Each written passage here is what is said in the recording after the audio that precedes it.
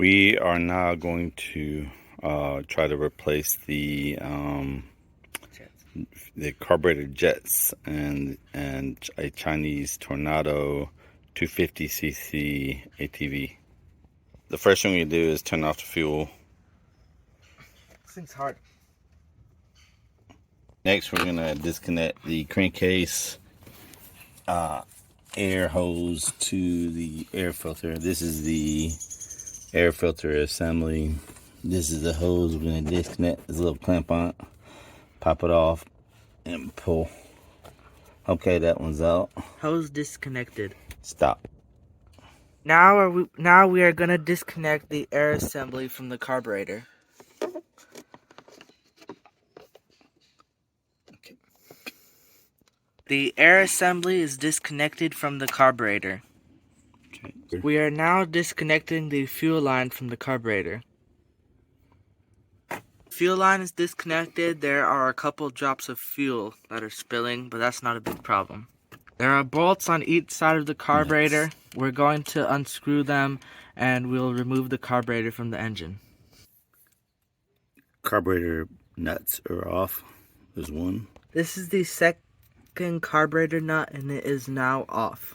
Now we're attempting to remove the carburetor, guys. Carburetor disconnected.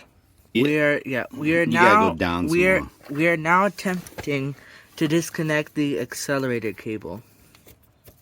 Yeah, we can see it.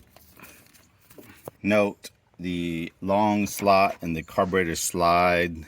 There's like a long one and there's a short one. The long one fits on the choke side of the carburetor. There's a slot in the center of in the middle there that it fits into. They're plugging up the fuel line to make sure that fuel is not dripping out. This is the air to fuel mixture screw. We are attempting to remove the cover as it is tamper proof. The tamper proof cover is almost out. I can see the brass fitting inside. I'm pretty sure it has a slotted screw head on top. This is what is left of the tamper proof screw. We are now going to remove the tamper-proof fuel bowl screws, and how we're going to do that is we're going to cut a slot using a hacksaw. Okay, film a little bit. We got a slot in one of them, and now we are going to try to unscrew it. We are now unscrewing one of the screws to get to the fuel bowl.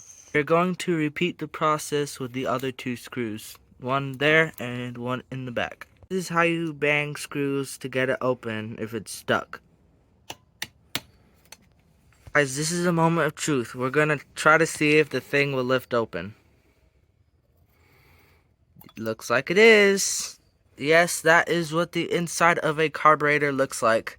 And this is the main jet. That is where that is our treasure. We need to the main jet. remove that and put in the better jet. This new jet will provide a richer fuel to air ratio because we just straight piped our ATV and we need to richen up the engine to prevent damage. This jet is smaller than the one we are putting in. Okay, guys, is that a 98 or an 86? We really don't know, but we're going to try to put a bigger jet anyways. These are both of the jets. We are trying to compare them. The golden color one is the new jet. That silver one is the old jet. I don't know how good you guys can see it. There you can see it. Slightly bigger is the gold one. This is another part of the jet assembly, and you just want to make sure that all these holes are open and nothing's clogged up. It'll cause some problems if they are. We're going to make sure it's nice and clean. We just put in the new jet, so we're spraying in some stuff to clean it. Carburetor cleaner. Get any dirt or outside particles that will ever come in. Our carburetor is all put together and we are ready to put it back in the quad. Vroom vroom. And it really helps to have really big hands and fingers when messing with those tiny Japanese, Chinese shit. No, Japanese is the good stuff, but Chinese is really bad. Guys, to get to the other screw, we had to remove the exhaust pipe, it's not a muffler, to get there, because this exhaust pipe and the engine pipe, it was right in the way, makes it really hard. This is how it looked. It's pretty much blocking out access to the carburetor right there. Okay, the new jets are installed. This thing, it sounds quieter, but that's because it's running good. Now we installed a 120 jet. It's supposed to be a 115, but it's a lot more powerful.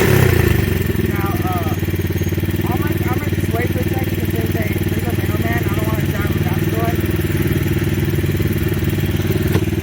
So guys, whenever you're doing this, make sure that you have it on, because we had the thing on off, the fuel system off. It was backfiring like crazy. We thought the jets were too big, but we just put it on run and it's running just fine. And we also, after a while, we're gonna check the spark plugs to see if it has any carbon on it, if it's dirty. Because if it's dirty, that means it's too big. Okay, go. Hey. I didn't know it was that powerful. Yeah, well, take it easy.